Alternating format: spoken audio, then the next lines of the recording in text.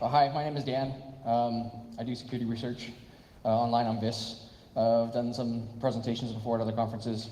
First and foremost, I want to say that I need to send some respect to Sean's way. I'm only here because of somebody else's misfortune, so I want to honor my friend Sean by mentioning that I'm in his stead. So I'm the replacement speaker for a person that has the same subject material that I find hilarious, and he also finds hilarious. We collaborate a lot. So here's a long list of my very articulate and respectful credentials.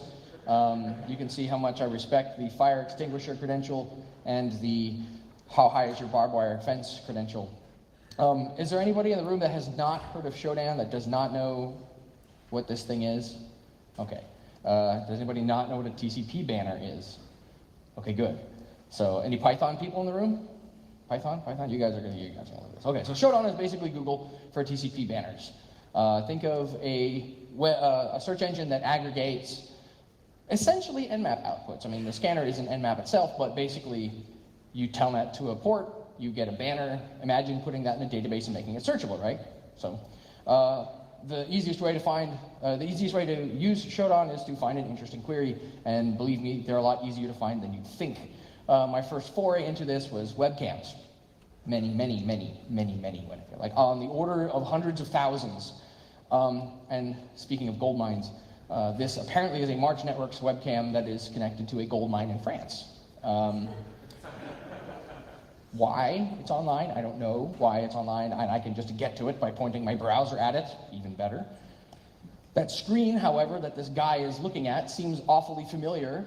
It kind of looks so like, who watches the Watchers, right? Me. I watch the Watchers. And now for some crazy meta. This is a webcam that I found recently that is in somebody's office, pointed at somebody's display. You can see these two gentlemen here chatting about something. And you can see behind the guy, there's a monitor there. This guy sits with his back to the camera, works on AutoCAD stuff all day. And after a little while of watching this guy, as it turns out, this camera is in the company that makes the cameras. And this guy that I'm watching is working on the PCBs to put into the camera that I'm watching him with. So that's like too many levels of recursion. Like, wow. Other interesting things like, oh, okay, I have a SCADA network. I'm going to air gap it. I'm going to keep it off the internet so people can't get at my SCADA network. But, I'm going to put a public webcam pointed right at the interface. Rad. Good job, guys. This one I found yesterday at 9 a.m. while I was in the speaker room screwing with my slides. Anybody want to take a stab and guess at maybe what you guys think this is? There it is live. This is an ATM in Italy that some genius has duct taped a cam to and put the cam online. And you can sit here and you can watch people walk up to this ATM and take out money. You can watch people walk up and smoke and do whatever. It took me a little while of trying to think of what on earth this could be. I kind of doubt that, only because of the brand of the camera, but like, you could presumably, like, if you're really lucky, you could see guys walk up and like, install the skimmer. But no, it took me a while to try and figure out why people were walking up to this camera and putting their face right into the camera. Well, who would be okay with that? And then it dawned on me that they probably aren't super cognizant of the camera, because it's probably sitting behind one of those little infrared screens, and it's just a little black rectangular box. So yeah. Live camera in Italy. Rad. So cameras, for the vast majority, that's like those 2 or 3 cameras I found are the interesting ones. I am finding these things on the order of tens of thousands, and that's probably the most interesting stuff I've found so far, but that's a whole other talk that I'm preparing. But for the most part, cameras are horrifically boring, so you can do that all day, but you'll fall asleep. I found this, and had absolutely no idea what it was. This is one of these things where you telnet to it, and it starts telling you things. So this is like your fun information disclosure. Like, obviously, the security department of this organization didn't get to these people before they put this thing out so people could buy it. You telnet into an IP address, and you get this. And I looked at this when I found it and said, what on earth? So I Googled for some of the stuff. It says T2000 somewhere here. What is T2000? CC user interface, okay. After a little bit of Googling, I found out it's a hydrogen fuel cell. hydrogen fuel cell, predominantly in the United States, connected to cell phone towers that are on hilltops where power is sometimes tough to route, and in the event that there's some sort of weather, maybe it's industrial, it looks like it can withstand a beating, it's made to be, it's a UPS basically. It gets used in a lot of military applications, hilariously, because if you start looking around for these things, whoever designed or whoever put together these PDF documents was very liberal about where they went, so just a little bit of OS int, and here you are. Here's all the military installations where these things are installed. Awesome. Here's how you use it, here's how you connect it to things, and besides this documentation, like, where else could I expect to find these? Like, okay, that's kind of cool, but what if I want to go touch it? Oh, they put that in the talk too. Like, they go in buildings like that, and the fuel cell goes here. Rad. Wind farms, those large, several 100-foot tall wind mechanisms that generate power. This one's spitting out 37 amps. Not bad. Same thing, web server, no creds, no auth. You point to browser at an IP address, and this is what you see. Lighting, HVAC, alarms. This is some cathedral somewhere on the East Coast in the United States. You can control the temperature in a variety of these little sections. Every room that's labeled, you can control heating for. In this particular venue, I think they also had the alarms and the lights for the platform connected to it as well. So you could really ruin somebody's day if they're on stage doing whatnot and the lights go nuts. You have a lot more HVAC and lighting stuff, same sort of deal. I love how these guys are considerate enough to put the floor plan up so that if I really want to mess with somebody just there, I can. The power meters that are online are also quite interesting. A lot of these things are aggregated. In this case, I'm pretty sure this was the front end to like an apartment building, and the apartment building was aggregating all the power from a floor. A lot of these things you'll start to see will have graphs, which I'll get into a little bit later, but it's really funny when you start aggregating the graphs for power usage, because you can do really interesting things when you start looking at very finite data. There's heat pumps that you can find. These are the HVAC systems I mentioned earlier, where you can control certain valves. You can control, like there's a water return valve and a water supply valve you can turn on and off. You can mess with the temperature. In this particular system, you can see, generally speaking, everything that's broken out into its own section, you can mess with, you can turn on, you can turn off, there's valves, you can change temperatures. By and large, in small environments like this, it's mainly just fun, I guess. I haven't actually tweaked anything myself. This whole thing has been like a read-only exercise for me, but they get bigger. So like this system here is the same kind of deal, it's the same brand of system. I think it was a Tritium Niagara system. And here you actually have a variety of different pumps that you can open and close, and you have a high pressure and a low pressure system, which starts getting really interesting for anybody that watches Mythbusters. They did like a bit about exploding water heaters, maybe, kinda, could start getting interesting. Here's where it gets really crazy. This is I think it's Italian. I'm not even sure what this is. All I know is you can change the frequency of the pumps. And when you have something this big, when you have stuff that's measured in like the thousands, and you have access to the pumps, that's when it gets interesting. Like, this should not be online, like, at all. Interestingly enough, and I'll get to it later, I had to write a tool that did screenshots of VNC, right? So if you have like 1,000 VNC servers that are online, and you want to connect to all of them to take a screenshot, like doing that manually sucks. So I had to try and automate that. This is a problem that I wish that I had. This is a private residence. This is somebody's house. That is big enough to warrant a SCADA system to control HVAC. Yeah, so when we start talking about graphs, this is where it gets really interesting, right? So you got this house and the graph. When are they home? When is the AC on? When is the AC off? What does it look like when they're playing video games? What is it, ad nauseum, that sort of line of questioning, right? What can you do when you have a graph of the power consumption of a place, and you can tell, hey, maybe I want to make it 4 degrees in that room right now. Boop. Water heaters, the simple ones that, black plastic stuff goes on the roof, cold water goes up, hot water comes down, goes into a tank. Yep, they're online too. Why? I have no idea.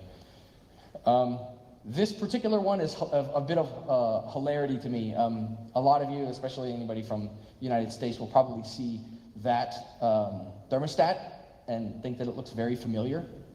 And that's probably because they're all over the place. One time I was hilariously sat in traffic school, and there was this exact thermostat on the wall. And for the life of us, there was a bunch of computer people there. I was the only InfoSec guy in the room, but there were like 4 of us huddled around in front of this thermostat trying to figure out why on earth it was so cold in the room. And after I found this, I just laughed to myself because I figured there's probably some kid in another room on the wireless network connected to this web interface, watching us try and turn the temperature up, going, ha, nope, click, click, click, click, click, click, right? So that was, I can only laugh, right?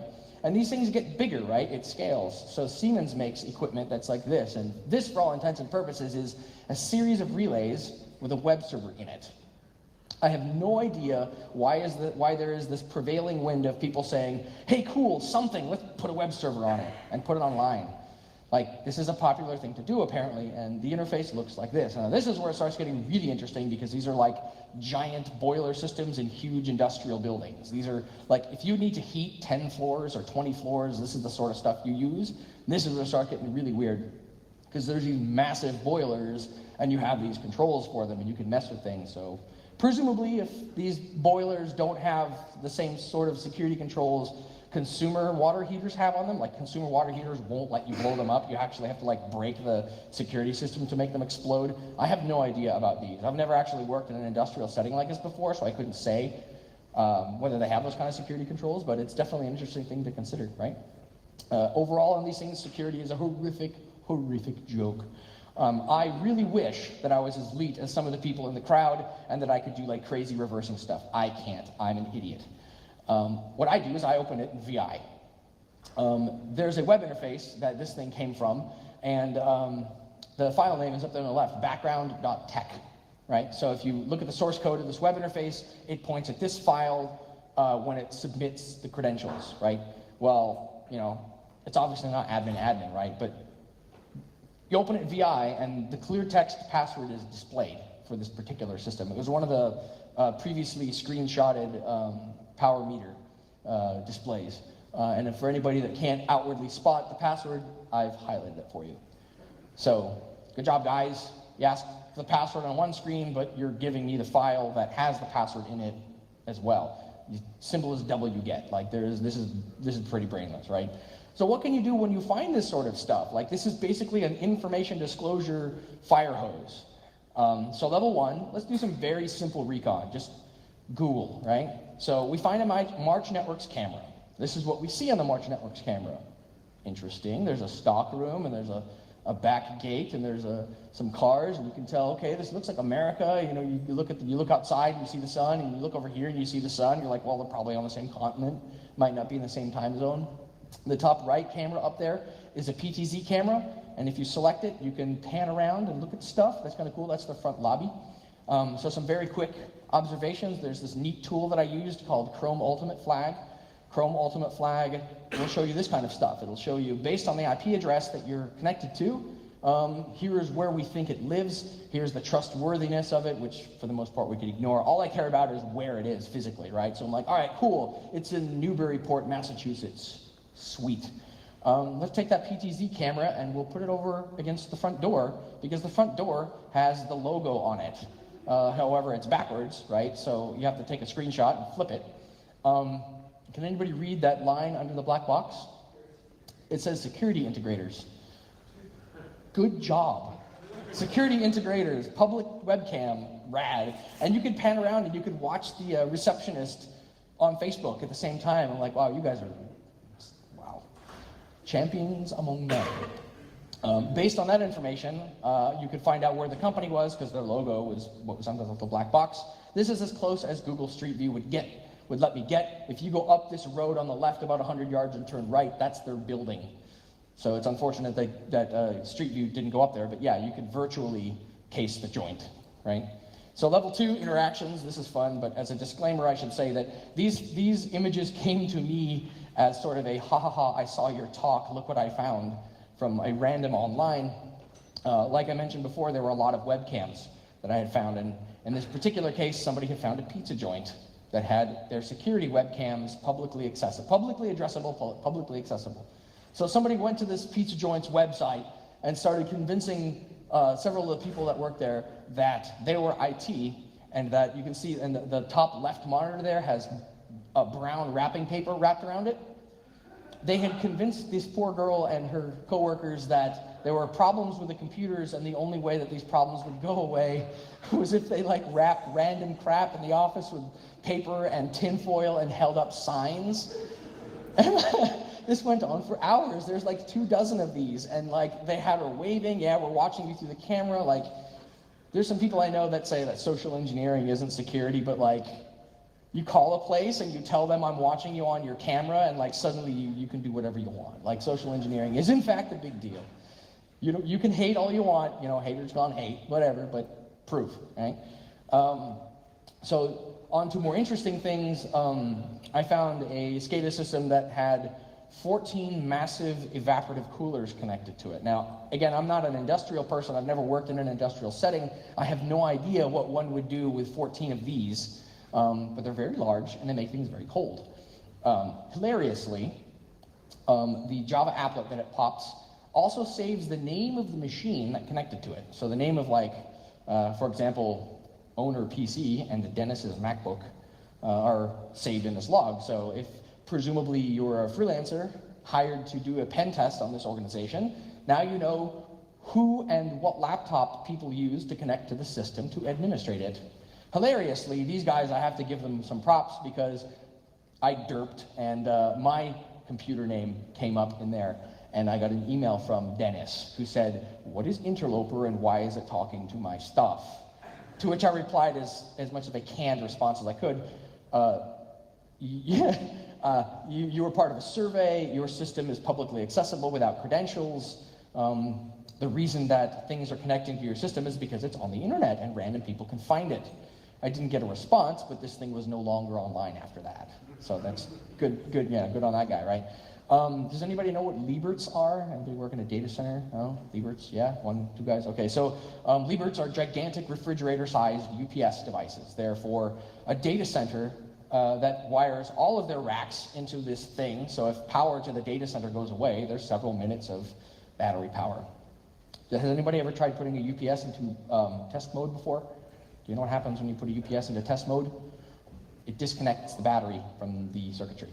So publicly accessible gigantic battery, predominantly used in giant computing settings, publicly accessible, that you can put into test mode. So you can make some data center have a very, very bad day. This is a VNC touch panel that was found. I honestly have no recollection. I can't remember what this thing was supposed to be doing. It's pumping some kind of fluid and it's measuring things in the thousands. This could be a water pump, it could be a sewage pump, I'm not 100% sure. But the way that these particular panels work is you VNC into them, and then your cursor, you can control the touch panel. And this is like presumably like an 8-inch touch panel like this, that's on a wall somewhere. So this thing, people will look at it and think it's an appliance. They won't consider it a security device. This thing probably doesn't have logs. There's no way to,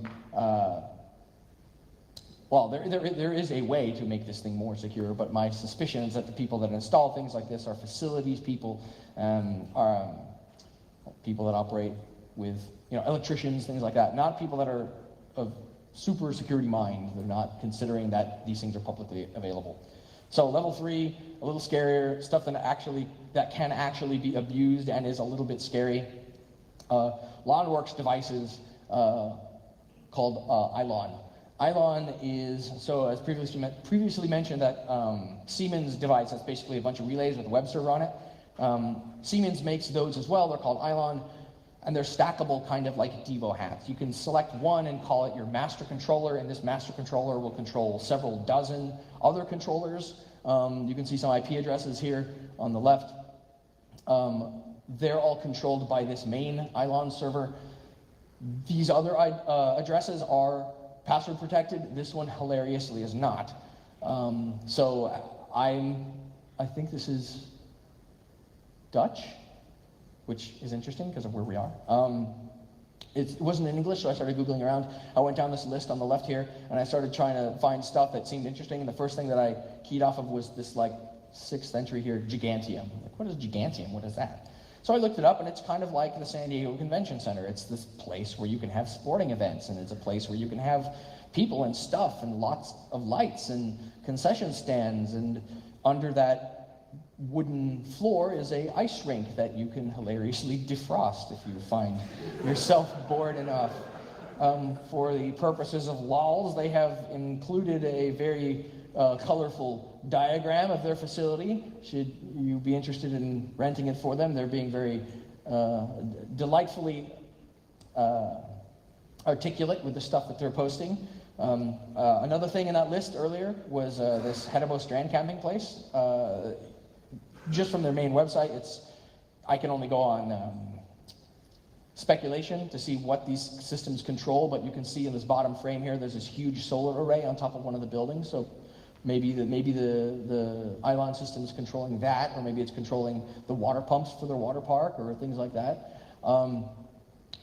Scholar Up Clit, I guess, is a camping place. Another, like, you go and you rent a cabin. This place actually looks kind of cool based on its photos, but same sort of deal. This is one of the places that's controlled by that main Island server, and the list goes on. It's something like 36 businesses, all in essentially Copenhagen, like downtown Denmark.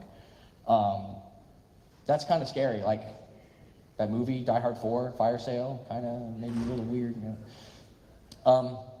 So people would think, oh, phones are fine, right? Phones don't have to listen on ports. Like, they're connected to the internet, but you don't run web servers on your phones. Some people do.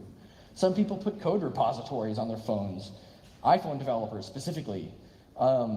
This is a webcam that's connected, that's being hosted from an Android phone that's online,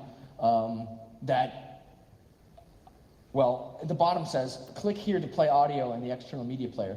This is a full-on, like, audio and video stream from wherever this phone is. And there are several of these things online. One of them, unfortunately, I didn't include the screenshot, was inside of a hamster cage. It was monitoring the hamster on a phone, like somebody duct taped a phone to a hamster cage. I don't know, don't ask.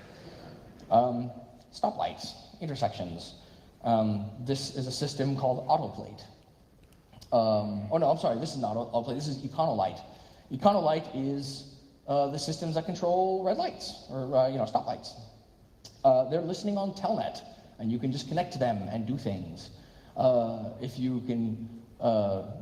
have to Google the not the documentation for these systems, because it's not very straightforward.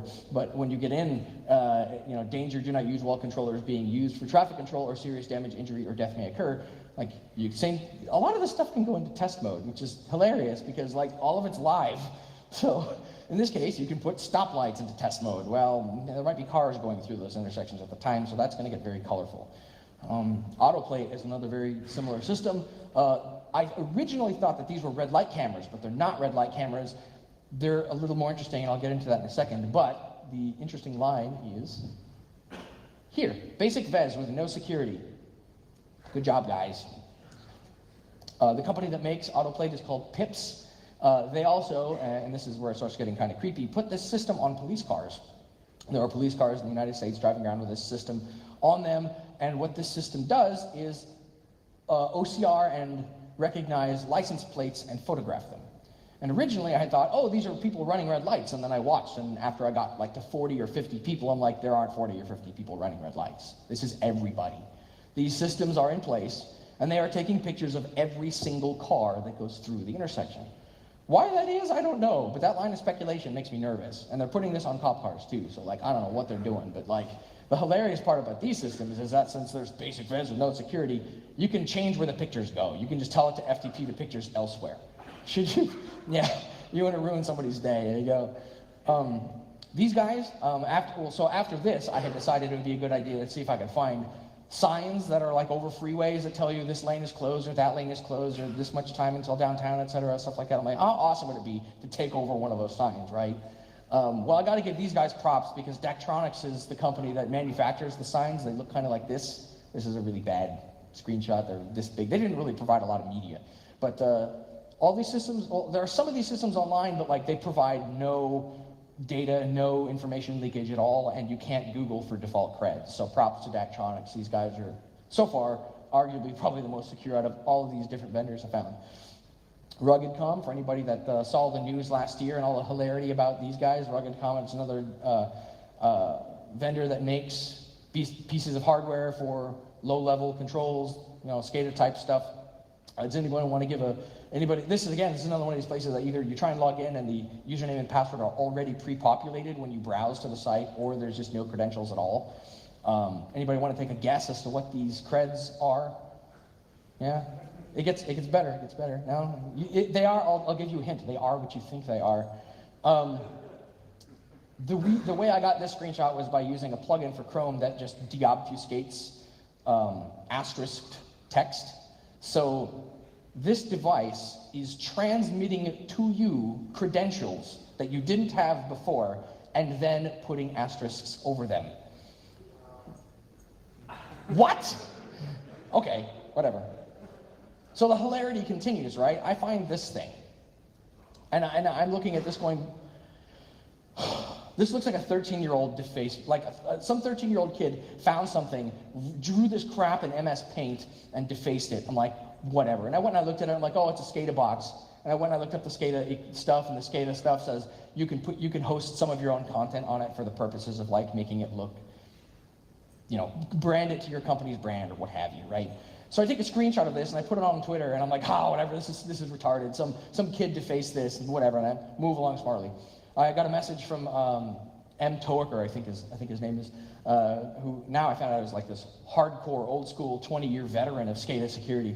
At the time, I had no idea who he was, some random on Twitter. He's like, no, you can actually run all that Java. It's not malicious. Because originally I was saying, oh, look at this, it's all BS. Like, look at all this Java and the way, who in their right mind would design something that looks like this and expect somebody to take it seriously? Like, no, that's totally malware. And the guy was like, no, it's actually not. You can run that. I'm like, you just want me to like run your malware, right? You being the Russian guy, you want me to run your malware? No, sorry. No, you can run it. So all right, fine. I spin up my VM, and I open the site in a VM on Windows. Everything's all snapshotted, and there's AV, and it's segmented from my network, and I see this. And I'm like, oh, okay, well, that's a lot less scary. But what I'm seeing here is like production journal error turbine 2, 54,936 kilowatt hours. That's 54 megawatt hours. And at the moment, it's generating 1.1 megawatts on one turbine and 1.1 on the other. This is a power plant. Oh boy. And then my new friend on Twitter follows up by sending me an email to this article, which is a very poorly translated, I sent it through Google Translate, where it basically explains how to live next to a dam if you don't know what can happen. Yesterday, a meeting was organized in Fumel in the presence of all the authorities to take stock of the situation, and very soon it seems that the appearance of criminal acts Friday has passed. Basically what they're saying, TLDR, this dam has been online for years, and other people have found with it and messed with it, and it's flooded residents. And it's flooded residents several times, and apparently the people that run the dam just don't give a crap.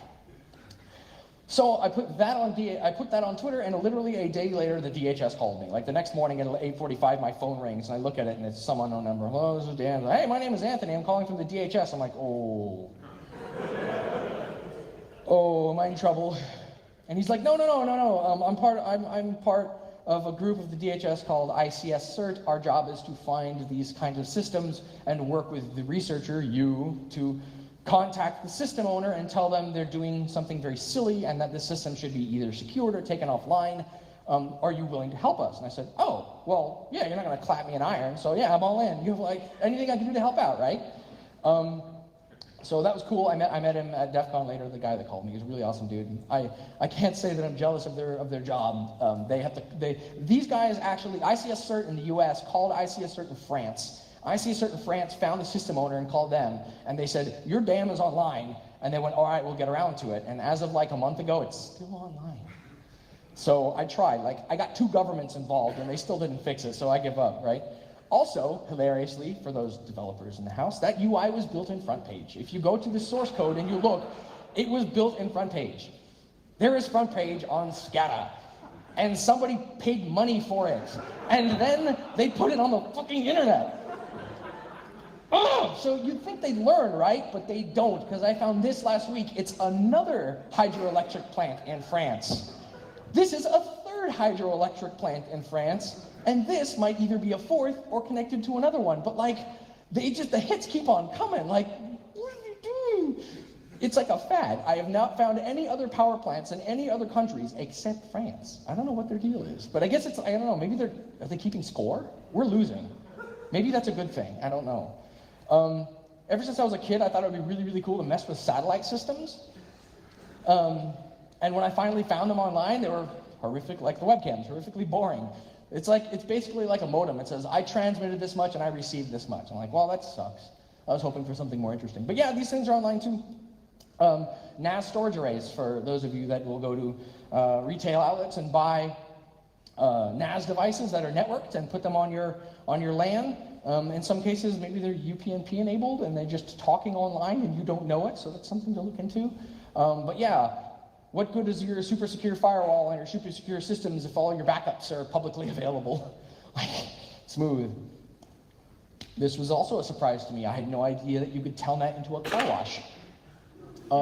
These car washes have a Windows CE backend and a little panel. It's the same sort of deal like the Niagara Tritium systems. It's a little panel on a wall somewhere, and you walk up and you touch the panel. This one is particularly hilarious because you can, there's like emergency mode you can put it in, and it like locks the car inside and turns a siren on. So like, I don't know, senior prank if you can find where these things are, but car wash, I don't know. Humidifiers. When I found this, I was like, okay, well, that's interesting. Vapor. This is where Duke Nukem, 3D. What was the new one? The new one. Anyway, bad joke. These things are huge, the same size as the Liebherts, these giant refrigerator-sized humidifiers. And you think, well, okay, well, how big of a deal is that, right? Well, they put these things in burn wards in hospitals, so you really want to make some people's days miserable. That's another thing. Also, if you look for the company that manufactures these things, they really brag about being able to connect directly to the board. Like, here's a dude plugging the internet directly into the board. A lot of their marketing material also says that they're in the White House, which is also a very interesting thing to consider. So, cool. They're online. They're on the internet. You can talk to them directly. The internet talks directly to the board, and they're in the White House. Good to know. Emergency telecommunications gear, so like VoIP systems that like 9/11 and first responders use. Those things are online. Same thing. You can point a browser at them. No creds. You're right in. This is what the interface looks like, and it'll tell you call logs with full phone numbers, and in some cases, and very rare cases, recordings and call duration. So that's interesting. You can see who's calling 911 and why. And apparently, it still thinks it's 1970. Good to know. So like this is probably something that somebody pulled out of a box and put online and never touched again. They never logged into it to change the security settings. Right? Here's something I'll leave up just for a moment so you guys can read it. Feel free to point and laugh. And in fact, it's encouraged. Yeah. 10th of August 2001, support for Netscape 6, rad. Script found in geocities.com/holy crap geocities. I didn't think that you'd want to be able to connect a web server to speakers, but you can. And yes, you can send it music, and yes, it will play the music. Somebody thought this was a good idea. I don't know. Some of these SCADA devices are not used to control big, scary industrial stuff. This one is in a hotel in New York, and it's used to control champagne. Yep, this is attached to the restaurant and their bar. And there's an alarm for the champagne. This is the layout that was also conveniently included in the UI. You can see that their champagne cooler has 2 temperature sensors in it. No, I'm sorry, it's not 2 temperatures. So there's an RH sensor and okay. So originally I had thought this thing must be massive because it's got 2 temperature sensors in it, and that's probably a lot of champagne. You can defrost the champagne and make somebody's day very, very bad. Expecting that you have a cooler just for champagne, there's probably some, I would argue, hundreds of thousands of dollars, if not millions of dollars of champagne in a fancy hotel in New York. CERN, if there's any CERN people in the room, a lot of CERN is online, like a lot. So this is a functional test monitoring page. Not 100% sure what it's for, but it's very long. This is only the top part of it. LDAP users by geography. Really? LDAP users by geography. Okay. Yes, and this does have legs into their LDAP system. a map of all of their compute nodes, their names, and how busy they are. Okay, getting a little weird. They're network diagrams. I don't even have to try. Like, you point a web browser at an IP and you get this. What do? You want a virtual machine at CERN? Because you can do that too. Like, this was a screenshot from a Google Earth plugin. If you go to a certain page, it loads Google Earth in the browser, and back like this slide, it's that, except interactive. You can see what nodes exist, who they're talking to, if the bandwidth is good or bad, and what the free versus busy resources are. You can see by it's like a green-red pie chart. You can see how busy the compute nodes are. I had about 400 of these findings. So I contacted CERN and said, you guys might want to know about this. And props to them, almost all of them are now offline. Like the result list went from like 400 and some change to like 40. And they wrote back and they explained, yeah, well, CERN is an academic network. Our purpose is to allow people access to things, and our purpose is to make sure that people can freely get into this and do stuff, and right. So I'm glad to see that 6 months later, or a year later, most of these things are offline. So props to CERN. If anybody wants to go skiing, there are ski lifts that have gondolas that are also online for some reason. I had to go use a lot of Google Translate for this one. You can set it from sunny mode to not sunny mode, which is kind of cool. And you can really make somebody have to change their pants because you can open the doors while this thing is moving.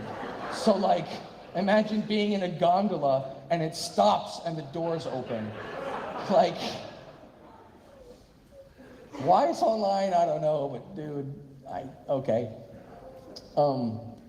These things are online too, gigantic solar arrays. Huge industrial, like quasi-power plant style solar arrays. Here's the documentation for them, and here's their interface, but thankfully for them, it's horrifically broken, so I couldn't do anything. There's a lot of really silly JavaScript that it runs, so much JavaScript so that it's preventing the page from even loading like column headers and stuff. So yay for them, I think. This may or may not be attached to the same kind of solar array, but I think it's in Italy. And you can see that since the 16th of November 2010, it's generated 350 megawatts of power. And right now it's generating 64 kilowatts. So that's a big, like for anybody that's ever played with solar or done solar stuff, that's a lot of solar. Creepy mode enabled, trace view. These are human beings connected to a heart monitor. This is in a hospital, and this is for 16 people, well, 1, 2, 3, 4, it's like 6 or 7 people with some blanks. This is like the nurse station where they're monitoring all the rooms so they don't have to manually walk into every room to check to see if the people are alive. This, some genius decided, would be a good idea to put a web server on. It runs Windows, and when you browse to it, there's a button that says like, click here for full screen, and it pops an RDP, it downloads an RDP connector, and if you run it, it connects you to this with no creds at all, and you're looking at like a heart monitor, and there's dozens of these online. This is just one screenshot, but like, yeah, yeah, like, hello HIPAA. Home automation systems. You want to, do the whole Beetlejuice thing and start getting people's houses to start changing shape. This is somebody's home automation system, and you can control their garage door and their alarm from it. And you can see like occupancy on or off, and you can tell it, you can change the temperature of the place. It's like the same SCADA systems, but like, I guess this is an iPad in somebody's house. This is one that I found a couple of days ago, .gov oopsies. Has anybody ever seen these things before? Oh, I see them every once in a while. These are large, high-power, directional, like backhaul antennas. It's for 802.11a through n. For like, you have a building here and you have a building there, but you don't want to use telco because you have super secret stuff. You want to transmit your super secret stuff directly to the other building. This is the vendor's website. Some very interesting language involved with these particular pieces of equipment. Somebody decided that we're .gov people, and we want to be more private than everyone else. We don't like the fact that wireless networking is done with all this commodity hardware, so what we're going to do is create a new piece of spectrum, or borrow somebody else's piece of spectrum, and operate at 4.9 gigahertz, and that's going to be just our super secret government network stuff. And nobody can talk to us on this frequency because we're going to make sure that only we can have the hardware that talks on this frequency. Except they put it online, and it listens on SNMP, and that little white box is somebody's name that operates this piece of hardware. And SEM stands for Security Emergency Management, and it's a division of the government. And you can find this person online with one Google query. So their super secret plan to have their super secret stuff is on the super secret internet, and anybody with super secret SNMP walk can point it out on IP, and SNMP walk v1-c public, and you get that. Smooth. I never thought I would find fish on the internet. There's this company that makes these devices that talk to refrigeration units called, I think the brand is Riot. So Hayman's Fisheries is a place in Oxford, and there is a lobster chill cooler. Lobsters. I found lobsters. I'm in your SCADAs monitoring the temperature of your lobsters. But wait, it's lobster chill mode, right? And we can't forget the champagne. So, again with the weird swimming pools. Why?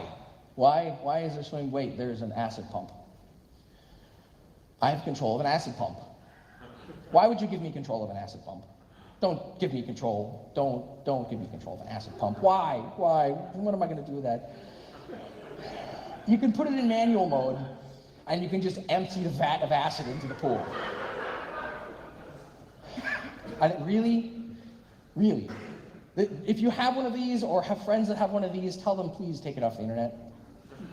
For Monkey Island fans in the crowd. So, consider the following. Your 80s style horror flick scenario, right? Bunch of sexy teenagers in a pool. Jason Voorhees shows up to slice them up, right? But his victims are actually soup because you turned on the acid pump. And now Jason Voorhees is pissed. You don't want to piss off Jason Voorhees. That never ends well. So, let's say you find a lot of this stuff on your Banjo Dinosaur Knitting adventure. Like 50,000 or 100,000 results. Like, for example, one brand of webcam that I found, if you search for netcam in particular, you'll find 186,000 results for just that one query. What do you do? How do you parse that? You can't go to 186,000 websites by hand. That's just a pain. So you screenshot all the things. 50,000 sites by hand sucks, and screenshots are way faster. So I wrote a thing that goes to all of these places and takes screenshots, and it's multi-threaded, and I put it on GitHub, and it's really neat. I had a lot of help. My friend Paul, who is a Django guy, basically took my horrifically bad code and rewrote it so that it's usable and workable and deployable to the cloud. This Eagle Eye 2 repo that he's got is set up in such a way that should you have access to, let's say, 500 or 1,000 EC2 instances or machines on the internet, or a giant Hadoop cluster or something, you can say, let's take that 186,000 result query and feed it to that and have this thing go and produce all the screenshots. To find some of those interesting panels, I had to do that with VNC. So I'm starting to realize I'm finding myself in a rabbit hole of screenshotting all the things, and now I have a bash loop that will screenshot VNC. So you can go and find VNC hosts and hand it to this tool, and it will take a screenshot for you. So maybe you're less altruistic or less inclined to find comedic things on the internet than me, and you want to own them all. You can do that too, since you have an API, a Python API you can query using Python. You can take your results and you can pipe them straight into an RC file for Metasploit. So you can do a search for something that you know is interesting, like let's say you're hired to do a pen test against an organization that has several hundred machines that are in Amazon EC2. So you run your scan, you find out they're all listening on Samba. Cool. You can pipe that right into Metasploit, and this is I think this was NetBIOS. I think this was a talk that I did at a conference last year, And for that, the live demo was scanning for all listening NetBIOS hosts in China and then piping it directly into Metasploit and using the NetBIOS auxiliary scanner just to ask it for some very basic information. Hilariously, a lot of these results will tell you what the inside and outside IP addresses and MAC addresses are of a particular host. If you have a Windows box with 10 network cards in it, and you ask, and it's got NetBIOS facing the internet, and you ask it very nicely, it will tell you what user is logged in, all the IP addresses and all the MAC addresses associated with all of its networking. So that's fun too. So to that end, a best defense is a good offense, right? So run this sort of stuff on yourselves. If you're a security person who works at an organization or an IT person that works within your organization, you'll want to run this on yourselves just for the purposes of your own edification. You'll be able to spot outliers. Like, how many people in the room work for an organization or have ever worked for an organization that if you nmap without permission, they take you out to the parking lot and beat you to death with a tire iron? Like, yeah, I've been there. It's not fun. So let me get this straight. The bad guys can scan us all day. The bad guys can nmap us, the bad guys can hit us with their custom exploits, and we do nothing. Maybe we tweak some firewall rules, but me as a security guy who works in the organization, that's being paid to secure the organization, I can't run my own scans? That doesn't make a lot of sense. The bad guys are way ahead of us now. Like, the bad guys have everything, and I got nothing because I need written permission from 15 directors, and I need to bring in a llama that can dance before I can do nmapping. That's, right? So on more than one occasion, I have found at a variety of different clients, EC2 instances that existed without the knowledge of the IT or the security organizations within the company, hosted websites with shared credentials and private marketing information that were published without anybody in any organization outside of marketing knowing that they existed. So that's just really scary, weird liability that nobody wants. So use this on yourselves. If your company name shows up somewhere that it shouldn't be, investigate it. If you have, you can even script this. If you're a fan of things like QRadar and ArcLight, you can pipe this into a SIM and have an alert pop if these things show up online. And to that end, Shodan also has a lot of really cool new search features that will allow you to do a lot more refinement of searches. Like, you work for abc.com, and let's say you go search for ABC and you find a whole bunch of results in like Romania. Well, maybe your company doesn't do any business with Romania and has no purpose being in Romania. So that'd probably be something very interesting to investigate. You can narrow those searches down like that. So you guys have been very, very awesome. Thank you for letting me rant. Here's my GitHub, and here's Paul's GitHub. If you want to stalk me, that's how you can stalk me. I have 12 minutes left, so please throw things, ask questions. How can I continue to rant? I have 12 more minutes to rant. Anybody have any questions?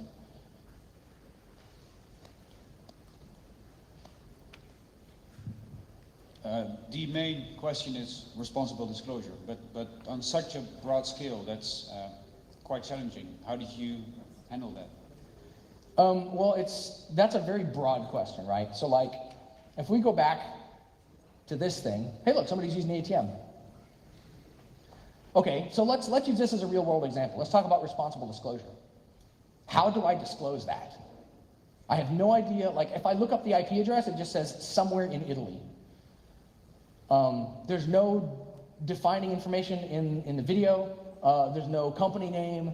I can't see any financial information. I can tell this is an ATM only by name. I don't see cards. There's no bank data. So technically speaking, there's nothing really private going on. Like, this is a camera in a public place.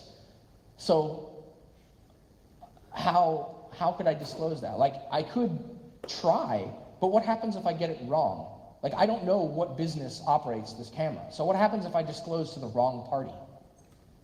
So just on the sheer scale of things, trying to contact every single business owner of every single system that I find is just a huge wealth of work.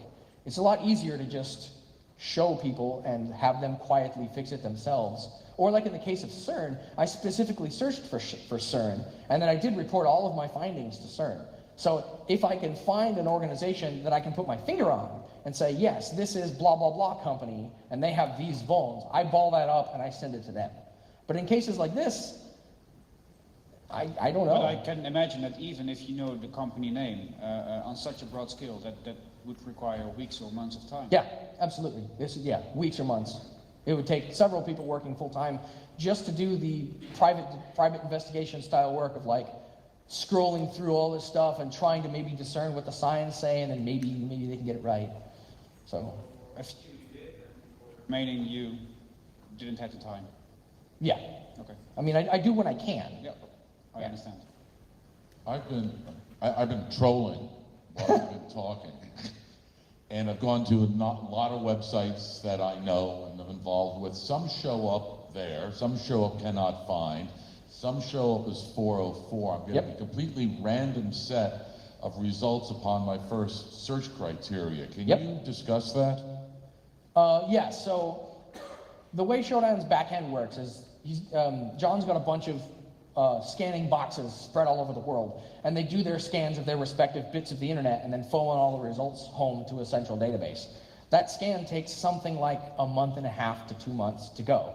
So if you're looking at results that are sitting on a DHCP scope, you're going to have things change hosts. Like, for example, some of these cameras are, like the cameras specifically, a lot of them are living on like their people's homes or their DSL lines or their cable modems, and every once in a while those things change IP addresses. So I'm at the mercy of that networking environment, right? So if I'm looking at some IP address and that changes later, I have no control over that. The only thing that I can do is in my scanning tool define a specific path, and like that's how the screenshot tool works. It looks at a path of a known, for this particular camera, if you go to, it's like /now.jpg, I think. Let me see, can I type, cursor. So like, I'm pretty sure, if you just go like now.jpg, oops, I can't type either. Yeah, so the raw path is now.jpg, right? So I'll search for that, and that's my search criteria. And I'll put in my script, look for this path and see if you get a 200 OK. And if you get a 200 OK, write that to a file. And if you don't get a 200 OK, throw it away. So that's what I've come up with for now. But again, it's a question of like just the sheer magnitude. I'm doing this with my own, this is a pet project of mine. Like nobody's paying me for this. So like I only have my own personal resources. So if I had like a giant compute cluster and I could start doing things like looking at this file and doing like fast Fourier stuff to it to see here's a section that's static and there's a section that's static over several days, and I could fingerprint the camera. Then I could build a database and I could say here's the camera and here's the different IP addresses it has moved back and forth to and things like that. But it's something that would be really nice to do, but it's sort of outside of the budget of zero. Any more questions? 7 minutes. No? I figure let's leave this up, maybe we get another customer. Wait for the customer, or? My question is, do you look at the data over time? Do you think since you started this, stuff gets taken offline quicker? Well, sort of. So for the vast majority of it, it's kind of like playtime. I look at it once, it's kind of funny or it's interesting, I take a screenshot and then I move along. In the case of like CERN, for example, I actually contacted them and there was a lot of back and forth. And I wanted to make sure that, like, to me that's a big deal. Like particle accelerator on the internet, you can mess with it, you can submit jobs to the compute cluster, that's a big deal. Being able to talk to like these gigantic pumps and change stuff, like the Copenhagen people were notified as well. So for the big stuff, I notify them, and then I will follow up later to see if the stuff is still there. It's about a 50-50 result. Some people take their stuff offline when they've been told that it's scary and shouldn't be connected to the internet, or they're French. No, I was wondering more just on a general statistics point of view. That you say, okay, if you scan this IP address plus this port and it stays on, it gets taken offline quicker since it becomes more aware that stuff is online. Or if you haven't. So far that I've noticed, nobody is removing stuff based purely on quiet scanning. People are removing stuff after they've been told to remove stuff, because these scans tend to fall into the area of noise. Yeah. So like, if you've ever run TCP dump on a cable modem or a DSL line, you can see that 100% of the time, 24 hours a day, we're getting scanned by Romania, China, Russia, Korea, you name it. all these botnets everywhere are scanning the entire internet, trying to exploit known vulnerabilities all the time. So that stuff is too much of a pain, and there's too much overhead to look at every single firewall deny on the outside of a firewall. So people just don't pay any more attention. So this sort of stuff falls into that realm where it's not super high traffic. I only try once or twice. Nobody even notices. So the only way to get people to change their behavior is to actively poke them, like contact them and say, hey, you know, your stuff is online. It shouldn't be online, you know. If I may continue, I've seen several presentations where they reference this site in which they find stuff. So yeah. I guess your site helped for researchers to find vulnerabilities and to find the scope of the problem. So I would imagine that then somebody publish something and they get a reaction and then stuff get taken offline. But I was wondering if you looked at those kind of statistics, what influence your site has just in general, or maybe sort of. It's slightly different. Like the Zytel guys that presented on the DSL modems, like that's one manufacturer. So like these guys, IQ and Vision, there's only like 200 cameras online, and it is entirely up to the user to do what they want with the camera. So like, I haven't tried this myself, but like, this is just like the view of a camera. This isn't like getting shells and compromising the machine. Somebody knowingly connected this camera to the internet and knowingly set it up so that it could be accessed this way. So I think it's apples and oranges. It's slightly different. I mean, the volume in some cases is the same, but in this particular case with a lot of the stuff, like people knowingly put it online so that other people can get to it. And it's not just one vendor, it's really all over the place. So like I'm jumping around from different types of businesses to different pieces of hardware that are online. So it's a little harder, it's a little bit more murky. Well, it seems a very interesting source of statistics for me. But yeah. All right, thank you. Yeah. All right, I think we have time for one more question, if anyone has one. No? Nobody? No. All right, then we'll wrap it up. All I can say is thanks for scaring the shit out of us. You're very welcome.